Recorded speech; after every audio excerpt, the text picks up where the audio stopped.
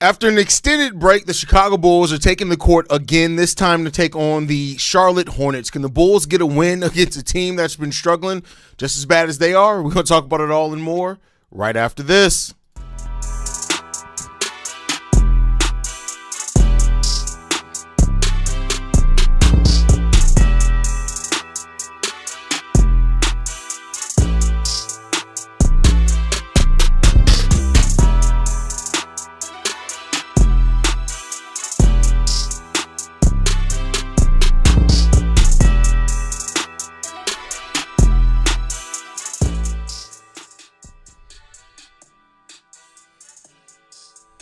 What's going on, y'all? Welcome to another episode of Chicago Bulls Central, your number one spot for everything Chicago Bulls related. I'm the host there, Haize, but more importantly, you guys can follow the channel at Bulls Central Pod on every social media platform we happen to be on. With that said, let's go ahead and get into this content today, y'all. We got Kobe White making his return, Isaac Okoro, Trey Jones, Jalen Smith, all back today. The Chicago Bulls are getting back healthy, and now we're finally going to get to see what this team could do. It can eliminate any and all questions in regards to how much health is happening with the Chicago Bulls. Let's see if this team took the time off seriously enough to attack it. And if they have, great. If they haven't, it's going to be a long game, unfortunately, for the Chicago Bulls. So we'll see if they're locked in, if they're ready to go. Oh, shit. What the hell? All right, there we go. So we'll see what they end up doing with that one, and if the Bulls end up taking this seriously. Hopefully they do, man. It's all we can hope is that they're going to take this game seriously, come into this game trying to fight, trying to compete, and we'll see what they do other than that, man. This team has been playing like absolute ass here recently, so you really can't overlook that when it comes to this team because they've been playing like cheeks. Major cheeks. So let's hope that they're going to get it together, man, and tighten up and play much better. So we shall see what's going to happen here. We need to win, bro. Of course. Like, there's no doubt about it. The Bulls need a win. They need a dub. There's just no other way around that. No other conversation needs to be had. The Bulls need a win here. And they need to show that they can get back on the winning track. Otherwise, we just got to admit and realize that they're just going to be playing like a bunch of hoes for the rest of the season. I don't know what else to say other than that. So let's hope the Bulls can come in here and take care of business. If not, then, some serious questions may have to be asked about this team. What's going on, Deanna? Glad to have you in the building. Yo, bro, mention me. Who are you? I don't know who you are, bro. But, I mean, shout out. We're glad to have you in here, though. Happy birthday, old nigga, busting to you and yours. My birthday was a week ago, but I appreciate you, man. C-Red from Sailor. We better effing win. No excuses on God. On God. Let's hope so. Haize, I'm numb and detached from this team. You're not the only one, Jay Capone. That's detached from this team. There are a lot of people right now feeling detached and dejected from this team, like, because the Bulls have been playing like a bunch of ass. So it's hard not to feel, put off by a team that's like that. What's good, bro? Hope the Bulls get this dub. Would be nice after my 36ers got a great OT win last night. Man, you were up late as hell watching that game. Or I guess it was early as hell my time. Oh, shit. Happy birthday. My birthday was last Friday, but, I appreciate that. Happy Friday, hey, everyone. But, yeah, so we'll see what the Bulls can do today, man. I'm not going to lie. I don't even know how to feel about the team anymore. As you guys can see, I've literally not worn Bulls gear in probably like 10 days, and it really feels awkward to me to not be wearing Bulls gear because I wear it so often. So that's how serious it's been. They got me wearing my own shit. I haven't wore this a shirt from back when I had the Awakened Soul. I ain't wore this shirt in so long. But hey, this is where we are. This is where this team has put us, and so we'll see if they can come out of this and play and perform a little bit better. We need a win. I see you back, and this is not Bulls gear. This is me. You see that? It says Haize on that. This is not Bulls gear. It's just black and red. It's not Bulls gear at all. I've literally not worn Bulls gear in like 10 days. As bad as the Bulls have been versus some of the bottom teams, I checked, and ATL in Milwaukee lost to the Wizards, Boston lost to the Nets, and Portland just gave up 143 to the Pelicans, so it could be worse. Listen, I don't give a shit about none of those teams. I don't podcast for none of those teams. I care about our Bulls, and the Bulls are playing like a bunch of ass right now, so I don't think a win or winning streak is going to fix anything. I think there are deeper issues with this team. I wouldn't even know where to start. Yeah, I mean, but winning, what's the old adage? Winning cures all. So, if like one win, no. But if this Bulls team does go on a winning streak, you may start seeing some of those other things start coming around. What's good, Haize? Glad I could finally watch a game now that my classes are winding down for the semester. Well, glad. Hey, listen, first of all, take care of school. That is the most important thing, and I'm glad that you are doing that. Shout out to you. Prayers up to you to get it all wrapped up and finished. But, of course, we're glad to have you being able to watch Bulls games. Now, you ain't missed much of shit. Over the last, 3 weeks, the Bulls have been getting their ass kicked repeatedly, so there you go on that one. Oh, I need to see you back in Bulls. My bad. I misread that. I may have it on for the game. I've been battling internally with this all day on if I should wear Bulls game today. Bulls gear today during the game. Like, is it good luck if I wear Bulls gear? I don't know. So we'll see what happens.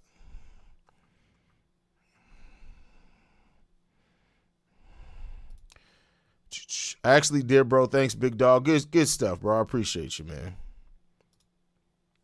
Has Josh been assisting Vooch less than normal over the last 7 games? No, I think it's been about the same. Hold on, I can check that though. Give me 1 second. Let's see. I'm sure Vooch is still his most assisted player. I doubt that it's changed that much. Now, I'm sure that the number of assists have probably gone down, but that's more so because Vooch's scoring is way down. Like, Vooch's scoring is way, way down. So, but the percentage probably has stayed the same. Give me 1 second. Let's take a look. Josh Giddey. Let's look at his passing chart.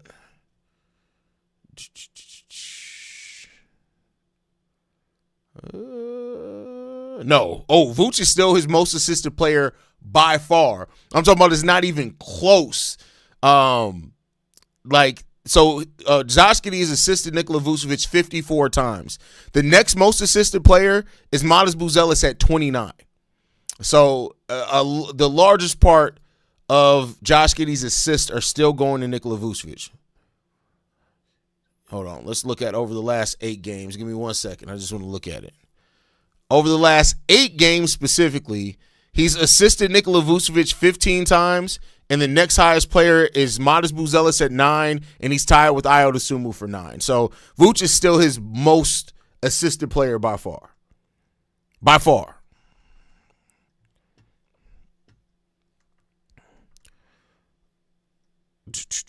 Hold on, I saw something that I got to debunk.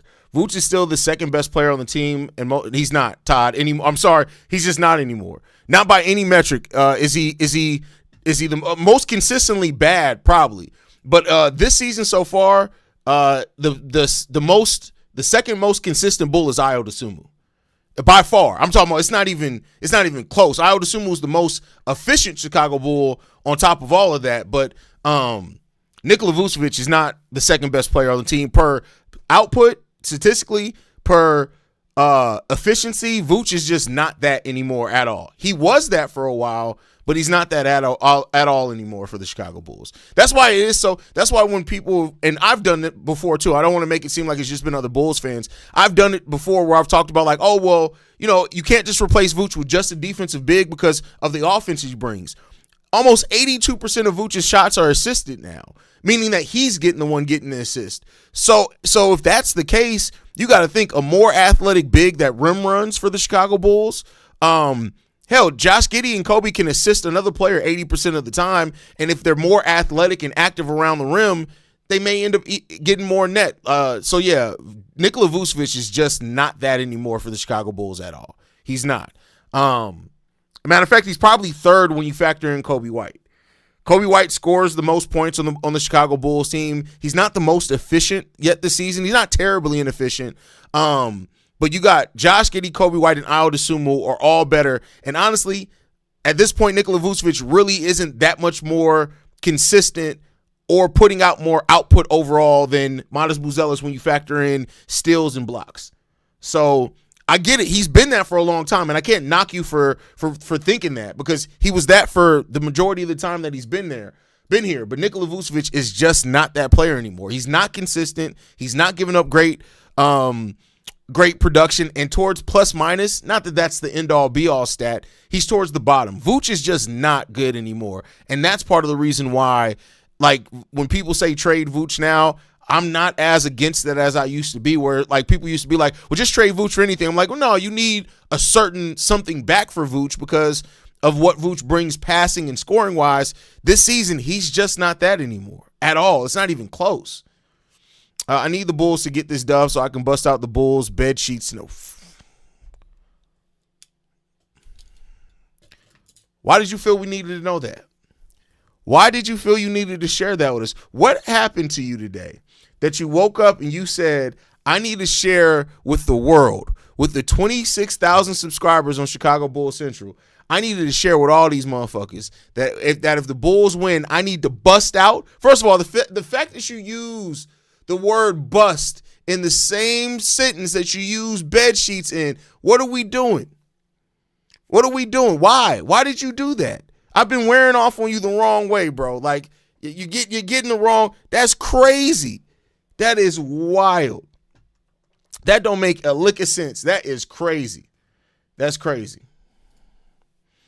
That's crazy.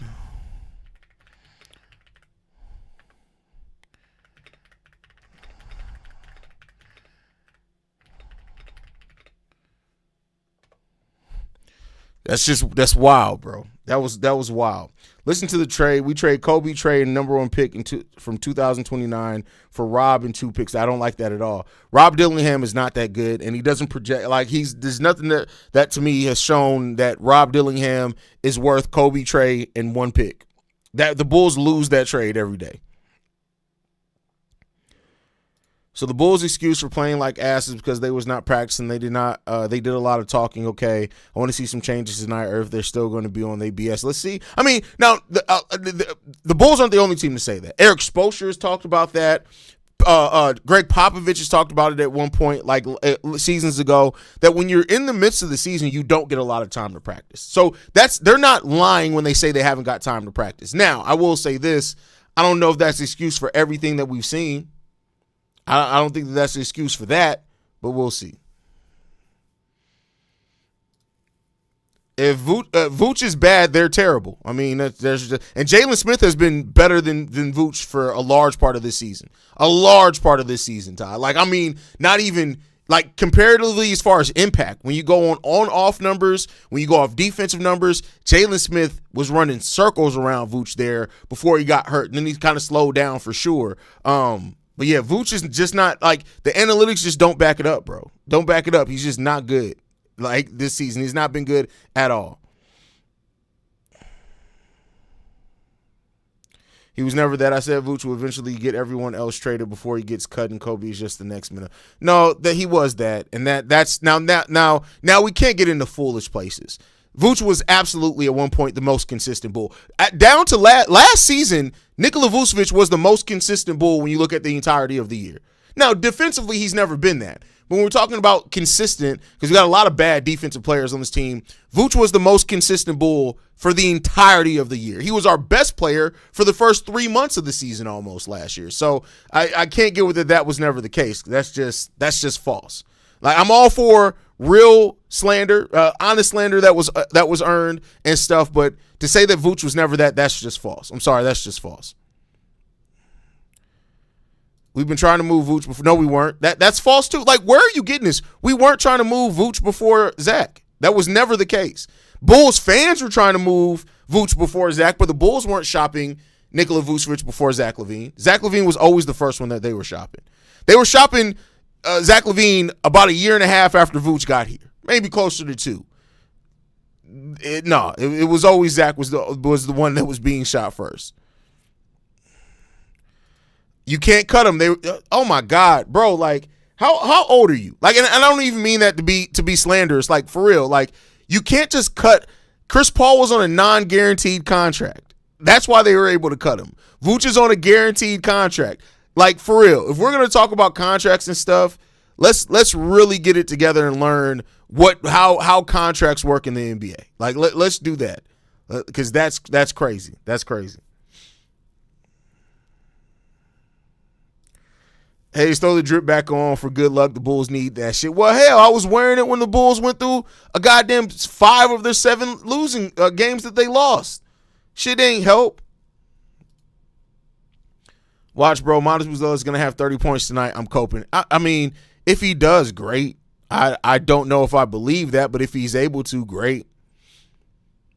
Kobe to the Wolves. Do we know if the Wolves will part with Juan Barangay? I haven't read anything that they would. So I mean, we haven't heard exactly what. So we've heard what the Wolves are willing to send out, like the parts that they're willing to send out to get their point guard. We haven't heard exactly like what an offer. I don't even think official offer was made to the Chicago Bulls, for example. I don't think official offer was made.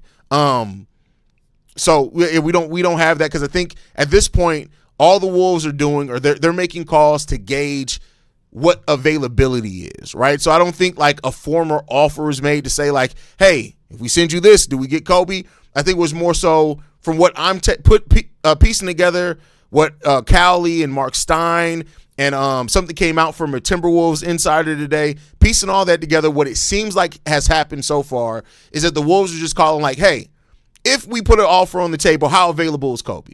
That's what it seems like the call has been so far. It seems like so far. So I don't think an official offer was made. Haize, I was watching some old Bulls playoff games and looking at it from an adult perspective. We depended on Rose way too much offensively. No, I mean, you look at it, that's how the NBA was at that point in time, though. Like, yes, we relied on Rose heavily, but, like, that was an era where teams weren't scoring nearly as many points. So when you had a player that was able, like, 20 points per game then was probably worth, like, 25, 26 points per game now, right? So it was a lot different. So, you know, we'll see. We'll see. I mean, well, not we'll see, but, like, it was just a different era. And let's not act like Luau. I think Luau averaged double digits. Joe averaged double digits at that point in time too. Like, that's how the NBA was then.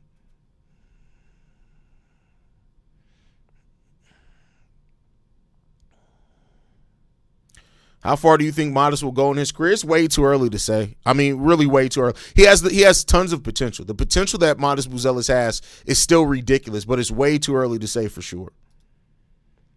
Sorry, bro, I don't know if you saw my message, but out of all the realistic centers, who would you pick? I mean, I'm fine with a number of them. Like, Nick Claxton's perfectly fine. Walker Kessler's probably my favorite at this point.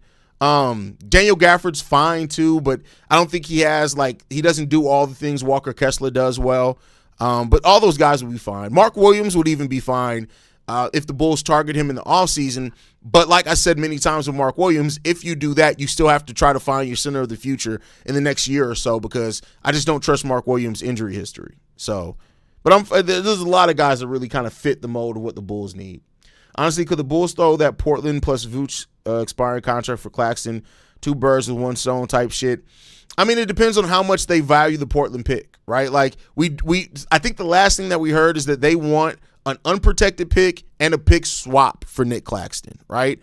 And the thing is, I'm fine sending the unprotected pick. Well, see, that's the thing. Portland's pick isn't unprotected, right? It's lottery protected. So the only way that I'd be fine sending an unprotected pick for the Bulls, and I said this in the Discord also, is that if the Bulls really do turn this thing around, and let's say between now and the trade deadline, they're back winning at a really good rate, and they feel confident they'll make the playoffs, not the play-in, the playoffs if they get Nick Claxton.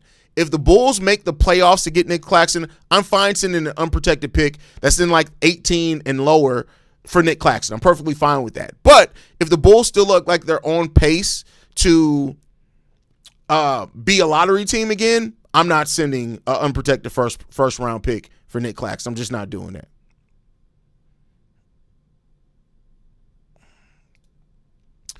Zabak, first of all, there goes Shea with his patented spelling errors. Zabak would be a good center to have on your team, but one thing I would say is that you are still going to have to get a center. Exactly, because Zubac is 29, 30-ish years old, right? And that was the same age when we traded for Vooch. I just, at this point, with this core, you still need to get a young center. Zubac is fine. Perfectly good two-way center. I like his game. I like the way he plays. I like the fact he stays in the paint. I love the fact that he's a tough son of a bitch. I love all of that. But you still need a center of the future, right? In my personal opinion. And I think Zubac's the perfect center to have a guy there. And then as you're developing your center of the future to be ready to take over that starting position, I think that's perfectly fine. Luol Deng, one of my favorite Bulls of all time. He definitely put up double digits in the Bulls uniform. Yeah, and I think it wasn't like low double digits. I think one year he averaged 18 points. I think maybe that first year under Tibbs he averaged 18 points. But he hovered around 16 to 18 points, I think, every year. Only if we drafted Halliburton. Well, okay, here's the thing, right? If we did draft Halliburton instead of P. Will, I'm just saying if we did, it means that we never get Josh Giddey. Okay, right? You probably don't get Modest Buzelis now. Okay, right? And I still don't look at that team with Tyrese Halliburton on it. So let's say you do draft Tyrese Halliburton instead of P. Will. Let's say everything else stays the same. You trade all the trades that you had at that trade deadline. You bring in Nikola Vucevic. You probably still try to bring in Alex Caruso and DeMar DeRozan. You don't need to bring in Lonzo at that point. So maybe that Lonzo acquisition goes towards more defense. I don't know. But let's not act like Halliburton became who he was right away. And we know Bulls fans. Bulls fans don't like to be patient. And so, think what Tyrese Halliburton got traded after his second year. How long was Halliburton in Sacramento before he was traded? Hold on. Let's see.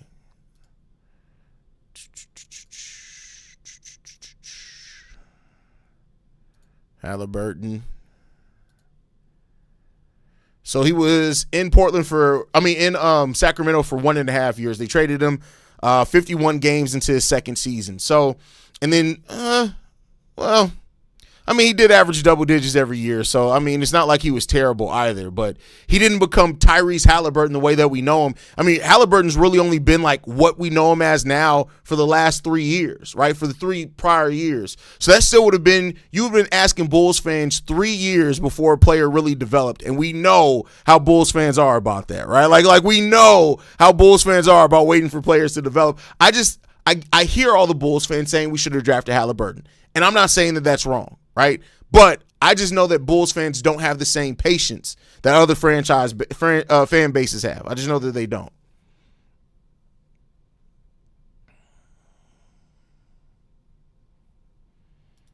Feels good to finally have a lot of our bench back. Sucks on Io. Yeah, it sucks that Io, with the thumb is going through. But, the next man up, we got to see.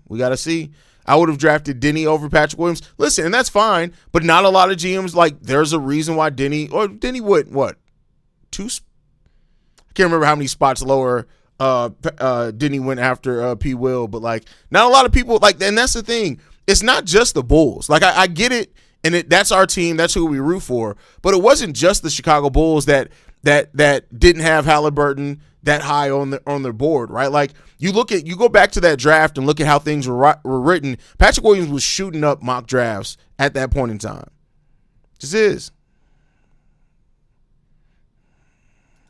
So that means I'm not saying I'd rather have P. Will over Hallie. I'm just saying that Bulls fans that paint this picture like, oh my God, if we would have got Halliburton, people would have been bitching at Halliburton after 3 years. I guarantee you. I guarantee you. So no, of course, you always should go the better talent. Of course, I want the Bulls to get the better talent, right?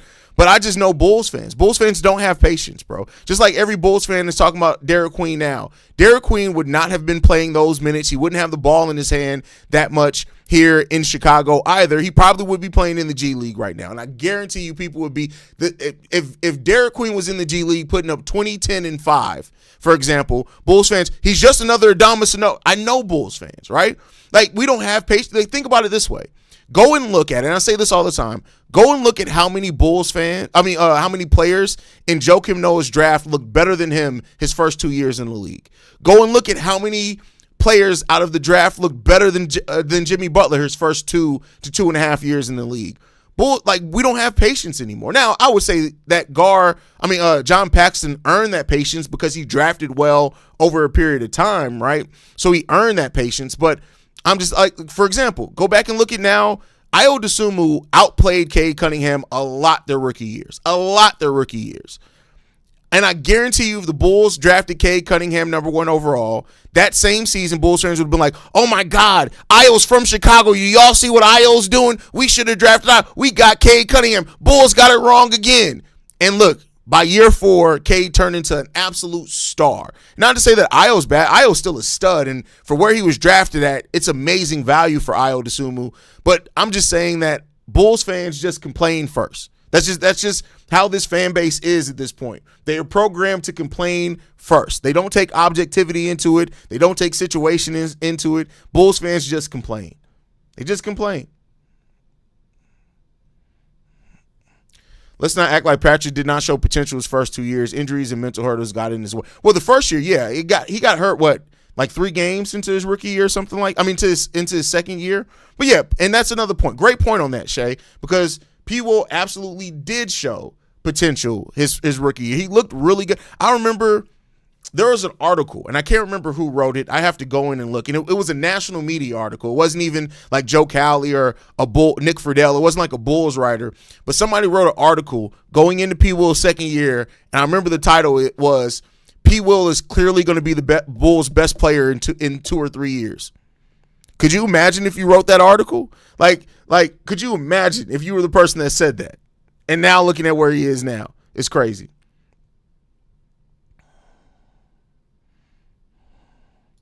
Joakim Noah had enough time to recover. He's currently at 40. He's better than Vooch. Let's bring him back. That is hilarious.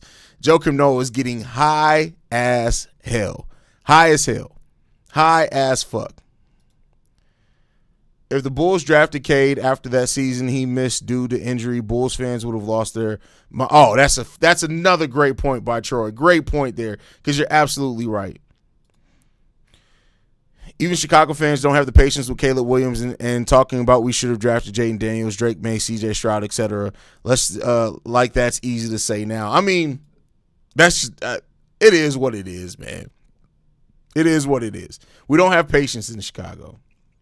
Patrick Williams is barely better than – who said that he was? I'm confused. Who are you responding to, Todd?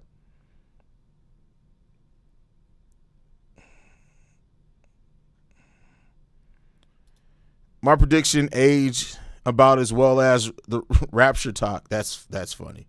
That's hilarious. I mean, listen, people did show some serious potential in his rookie year. The problem is that, and that's the thing that's always hard to gauge, is how much a motherfucker loves basketball, right? Like, P-Will does not love basketball at all. I don't know. That's a tough take because me personally, I thought Hallie played decent before he got traded. I don't know. Always been a fan of his playing style, so I kind of already saw his breakout in a way I just knew. You never just know. I mean, you could look at a player and say, I love their game, right? But nobody, and I'm sorry, I got to call cap on that. Nobody saw Tyrese Halliburton turning into a player that could lead a team full of non-stars to an NBA final. Nobody saw that. I'm sorry. Nobody saw what he ended up. Now, I believe that you saw a hell of a player in Tyrese Halliburton because, yeah, that's that. But nobody saw what Tyrese Halliburton ended up turning into. Nobody.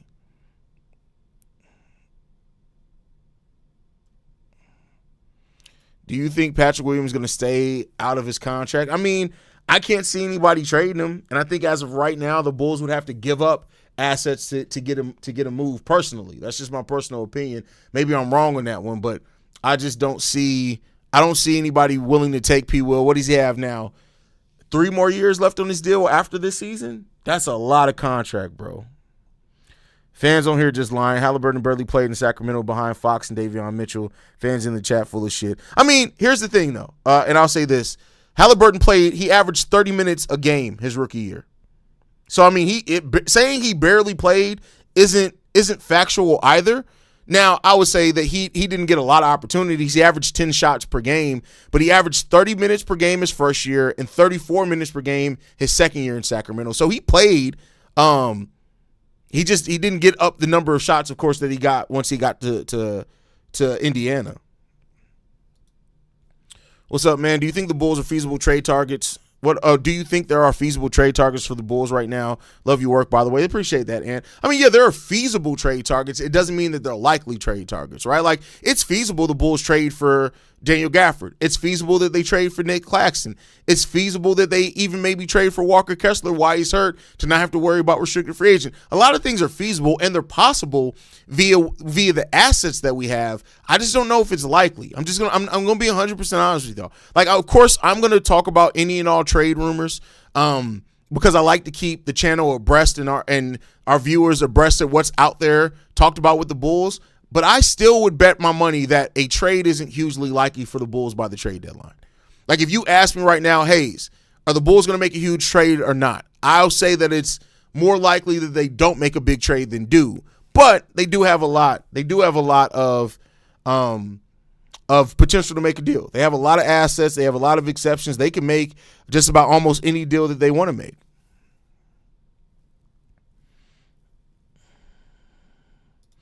Y'all remember Halliburton was consistently dropped. I don't know if that's factual. Let's go. Hold on. I can look at the game by game. Give me 1 second. Let's go look at Tyrese Halliburton's game by game. Give me 1 second. So Tyrese Halliburton, did he not play the whole first month?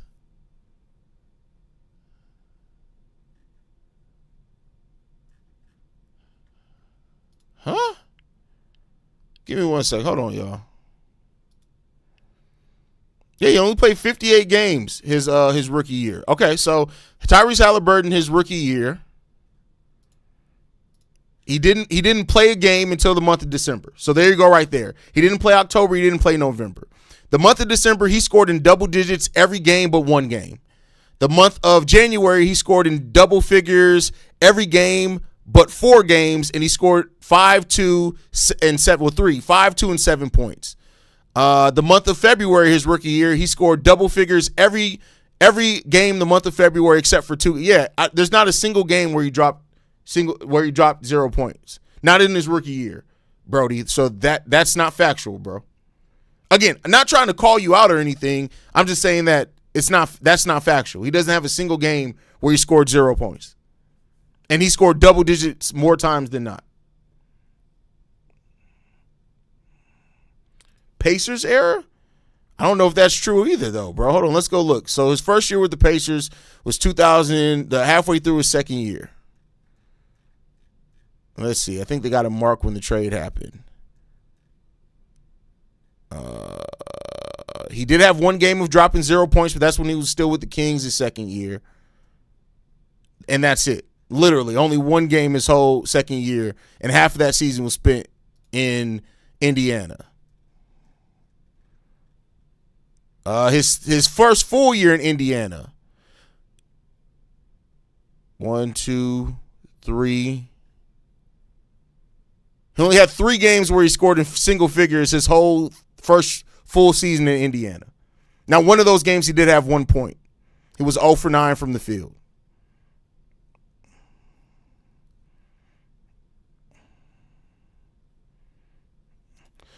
The way the Bulls been playing lately as well, they've been making me lose my passion for basketball as well, like P. Will. Is this one of the lowest seasons you've seen as a fan since Jim Boylan?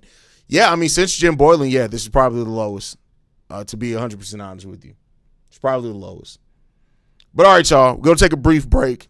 We'll be back for the live call. It'll be me solo today. We'll be back for the live call. Appreciate you guys. 2012. Oh, I mean, like, what are you talking about? Yeah, okay, but that was well after we knew who Tyrese Halliburton was. Like, anyway, love you guys, man. I'll be back here for the live call, man. Love you guys. Go Bulls. See Red if you can, y'all. We'll be back soon.